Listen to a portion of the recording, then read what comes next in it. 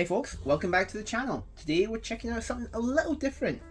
M&H Elements Peated. It's a single malt from Israel. This part of M&H Distillery's Elements lineup.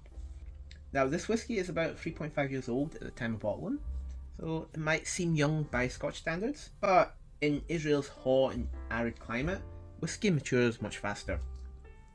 So you see, longer aging can actually be a bit of a problem there because you have a risk of your whiskey becoming over oaked at a much quicker rate than say in Scotland, Ireland, Japan, or even most of the USA.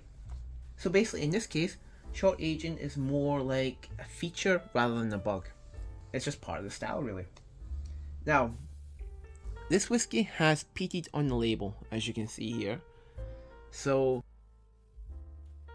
it wouldn't actually be fair to call this a peated malt because honestly, it's not actually a peated malt. It might say it on the label here, but we'll look at it again.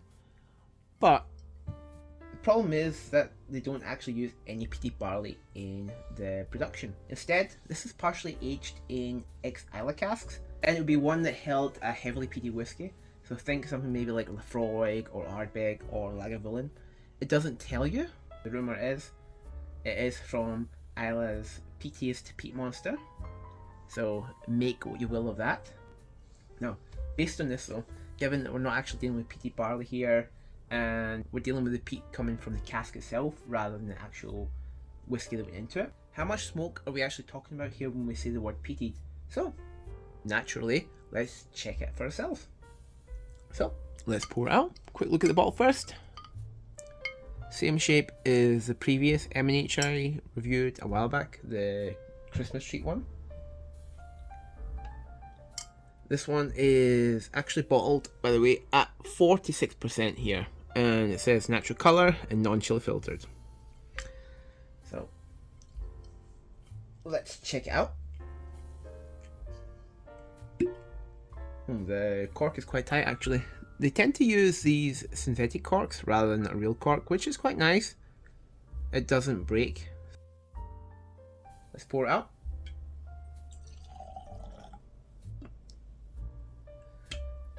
It's got a nice colour to it actually. This is all natural colour, by the way. It's like a kind of deep gold, I'd say. The legs are clinging to the walls pretty nicely. That was quite nice actually.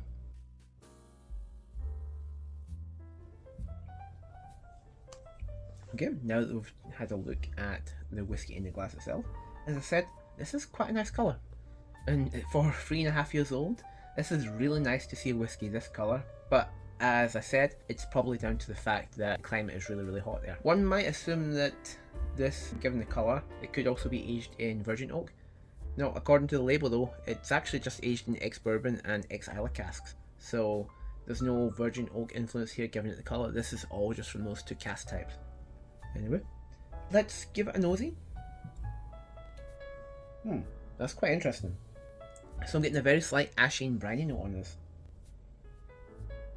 But while I say there is ash and brine there, it's competing with some sort of, say, wildflower honey, a bit of mango, I say a bit of oak too. There's kind of a hint of vanilla as well there. It's given a sort of creaminess to it, like a fruity creaminess, as if maybe like, think of like say a mango smoothie or something like that. Quite interesting.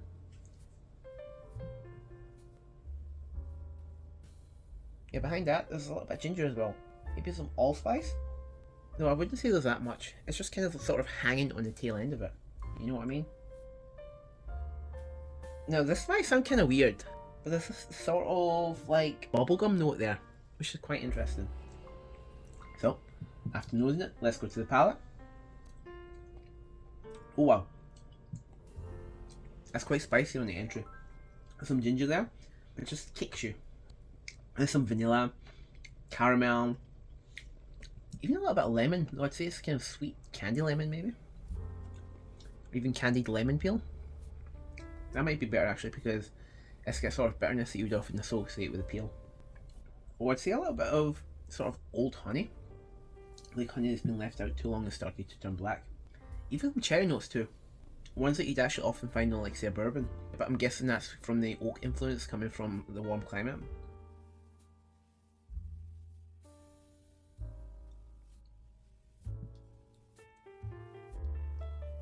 Behind the cherry, there's sort of like a green apple note.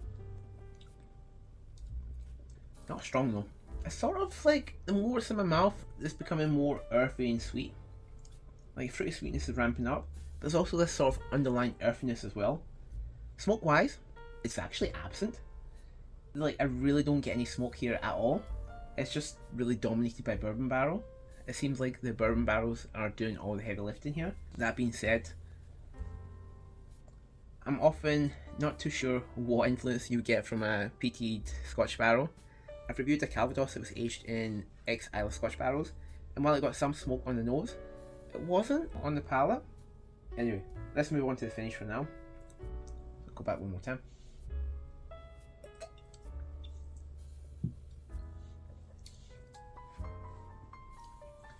Vanilla, caramel, lava, citrus, so maybe lemon peel, cherries, green apple. The thing is, we're getting to the finish now. You know what? I'm not getting smoke at all, but it's just dawned on me there. I've just realised something. While I'm not getting smoke on this, you know that earthy sort of weird note that I was getting kind of feels like actually now? It's almost like iodine. Like iodine oak like interacting together. Because that's what's coming through in the finish. That is actually something that feels distinctly Islay. And you know what? I'm wondering if that iodine was maybe something that played a big part in creating that sort of sweet, vanilla, slightly artificial bubblegum note that I got on the nose. Anyway, it is pretty nice. That peated cask, it does seem to have some influence on the whiskey itself. Not really so much on the palate, I guess, but you definitely feel it in a different way on the finish, which is, I guess, a unique take on it. So overall though, it really does drink more like a bourbon barrel scotch than anything else, just with a little bit of iodine touch to it. I would say that the iodine touch on the finish is quite nice, but I'd be very, very hard pressed to say this justifies the peated label. I get why they did it, because they use peated casks, but personally speaking, if I see peated on a label, I kind of want a whiskey you can actually taste the peat throughout the whiskey. Not saying there's anything wrong with this, it's actually really nice, as I've said, and I do enjoy it, but I would say that in my personal opinion, this is absolutely a solid buy if you're into stuff like Glencairn or Unpeated Bruichladdich. It feels a similar kind of category as they do. There is like a strong bourbon barrel influence, and it really comes through. Though, as I said, there's a slightly mildly iodine note coming through this. So this is my review of the M&H Elements Peated. Let me know in the comments if you've ever tried anything from M&H, especially the more experimental stuff like this one, or their wine cask ones and such. If you're into exploring lesser known whiskies and other spirits, please feel free to subscribe. The video before this was a Korean apple brandy, which is a very interesting category in itself, and I really need to look more into them because some of them are quite nice, and they're coming out with some really nice bangers soon. There's a brand called Chusa, and they do some port cask ones, like a special release of them. I really need to get my hands on a port cask apple brandy. That would be really nice to try and review on this channel.